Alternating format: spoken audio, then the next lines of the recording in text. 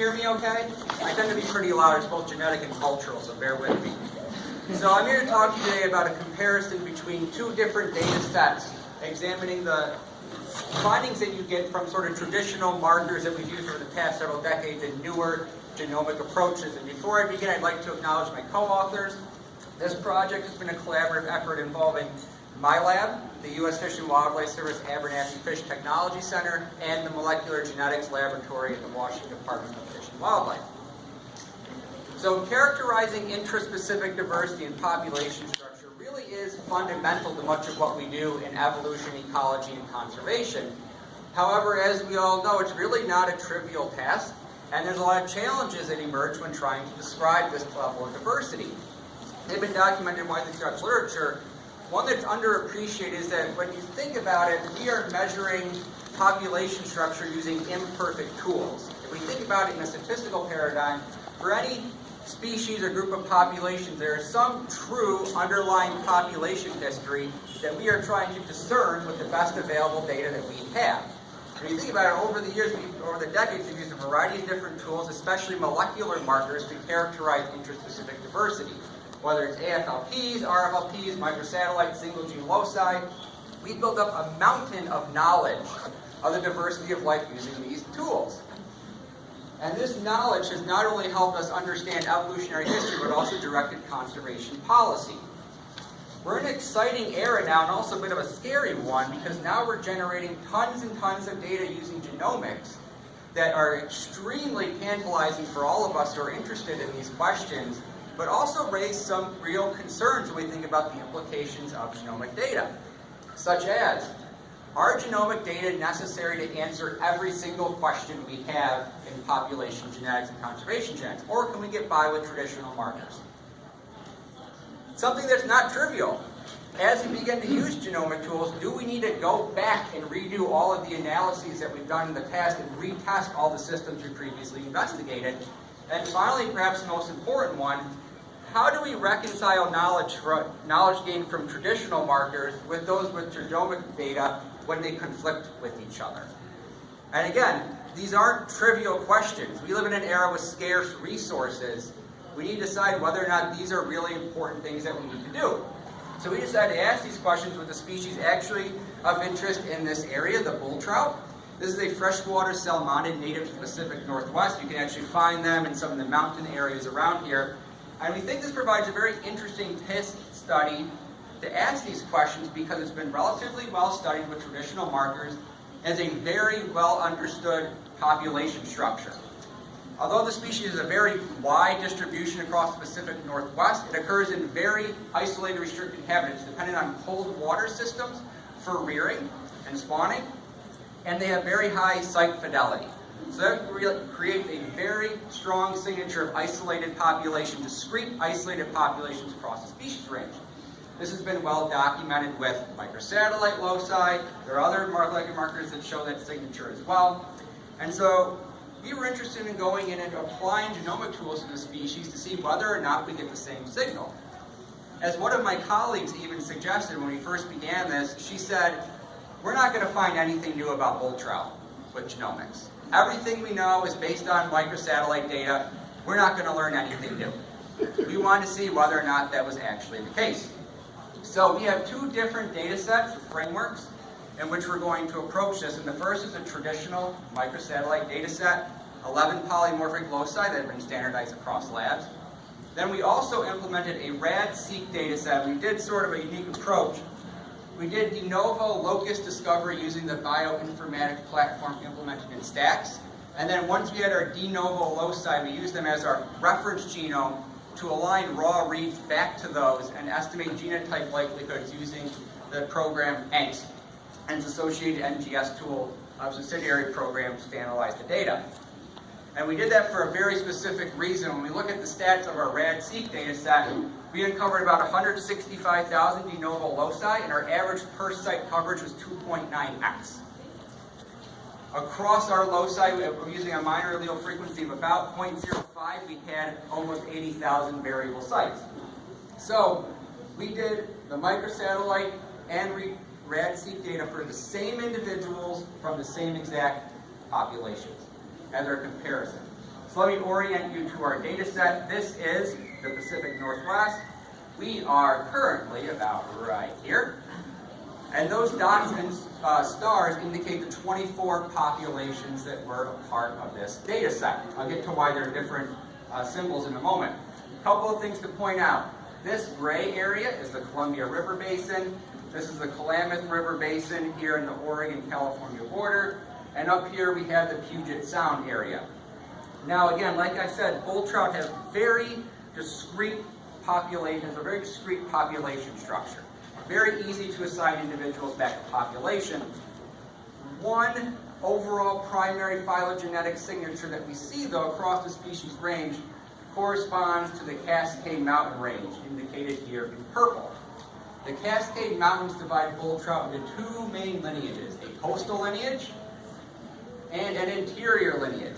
And the stars and circles indicate populations, their prior assignment to those lineages based on microsatellite and mitochondrial data. So populations with stars are our coastal lineage, and those with circles are interior lineage. Like I said, this pattern is really well understood, but even looking at this, there's still a few little question marks that emerge. For example, we have all these populations in our coastal lineage that are part of different drainage basins, and bull trout don't move through salt water. So again, all these populations cluster together, despite being in different basins. We want to see whether or not there was actually indeed a true signal. We also have this population here. This is the Deschutes River Basin. Deschutes is actually a river, not just a brewing company. And so this population, despite being east of the Cascade Mountains, clusters with the coastal populations. And then finally, we have our screwball. So way up here in north central Montana, we have the St. Mary River. This is the only population of bull trout east of the Continental Divide.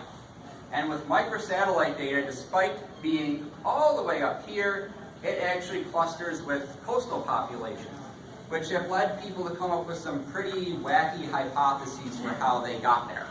So again, we wanted to investigate whether or not this was a true signal, or whether it was more similar to populations we would expect geographically. So, for the next few slides, I'm going to color code populations based upon region, so I'll go over theirs now. Pink refers to populations in the Puget Sound area. This light blue, or as I was told, periwinkle color, is populations in the lower Columbia River Valley. Deschutes is in brown, Klamath in purple.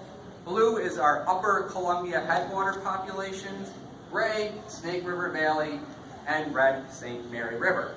So the first slide, this map, this next slide is up in the right-hand corner, just so you can see it for your reference. This first figure here is a PCA based on the microsatellite data.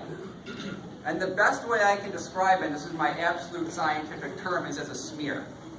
You really don't see a ton of discrimination among our various groups. You can see some clustering. You see our Klamath population sort of doing its own thing out here. Some breakout between our upper Columbia and Snake River groups. Again, some clustering between our main lineages. But there's still a lot of area covered by the points. And again, our St. Mary population is kind of in the middle. Not really sure what the heck it belongs to. So you can look at this PCA and also notice the percent variation covered by the axes. Let's see what happens when we go to the RADseq data. We have much stronger delineation among our primary groups. This first PCA axis clearly breaks up our coastal populations from those east of the Cascade Mountains. And we see along our second PCA axis, our Snake River populations separating out from those in the upper Columbia headwaters. And hooray! Mystery solved. Our St. Mary population actually clusters with Columbia headwater populations as we would expect based upon geography. So we can sort of walk away from those crazy hypotheses and now start to think about something that makes a little bit more sense. You also see some other patterning too, where some populations are sort of intermediate here. So we also ran some admixture analyses to compare, and this is the microsatellite data run in structure at k=2. Typical bar plot populations are delineated by those white dotted, white vertical lines. And what you can see is, again, our populations east of the Cascade sort of form one cluster, our coastal populations form another cluster. But you notice how messy it is? This is 5 iterations of structure. Out of 5 iterations of structure, we got 3 different clustering patterns. And so this is just collated based upon those patterns, and I wanted to do that to make a point, which is that with the microsatellite data, we got a lot of different patterns coming through across our runs. And again, you'll notice how St. Mary over here clusters with the coastal populations. When we compare that to the RADseq data, we see very tight clustering among our lineages, and these are 10 runs that were all exactly the same, which made me very happy when I got the results back. And we can see our coastal populations, including the Puget Sound, Klamath, Lower Columbia, and then those in our interior lineage, including St. Mary. You'll also notice that there are some populations that have evidence of admixture. And so these 2 populations, one in the Lower Columbia and actually the Deschutes River Basin, appear to have evidence of admixed ancestry between these 2 primary lineages, which is something we hadn't really documented before. And when we look at k equals 3, this is again with the RADseq data, we see further evidence of admixture. We see again our split between our Snake River populations, those in the Upper Columbia forming clusters as well, and we see several populations within the Snake River Basin and in the Upper Columbia River Basin perhaps have admixed ancestry between these lineages. So to summarize, like I said before, when we began this, we really didn't know what to expect or what we were going to find. And actually, initially, this data set was collected just to develop SNPs that we could use in our general lab practices. And as we began fooling around with the data set, it became clear that there were patterns and a history there that we weren't able to discern using the microsatellite data. And so it really does raise the question for a species that we thought we knew, as well as the bull trout, whether or not for other species we begin asking whether or not genomic tools are necessary to resolve discrepancies or questions that still linger. So, with that, I'd like to acknowledge that, again, this is a collaborative effort involving our lab with the Fish and Wildlife Service and the Washington Department of Fish and Wildlife, and I'll take any questions if there are any out there.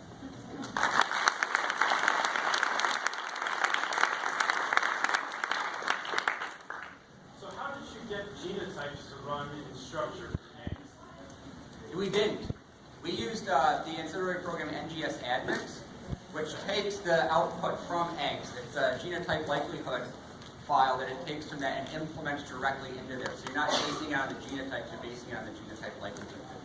And so one other question sort of related. So you use stacks to generate your loci. How did you map reads to the loci to BAM files? Or did you just convert BAM files directly from stacks so that you could? Nope, we took our loci and essentially treated them as our reference genome and just aligned our raw reads back using bowtie and then converting the files from that point on. And did you do any filtering on the mappings from in between the bowtie and eggs?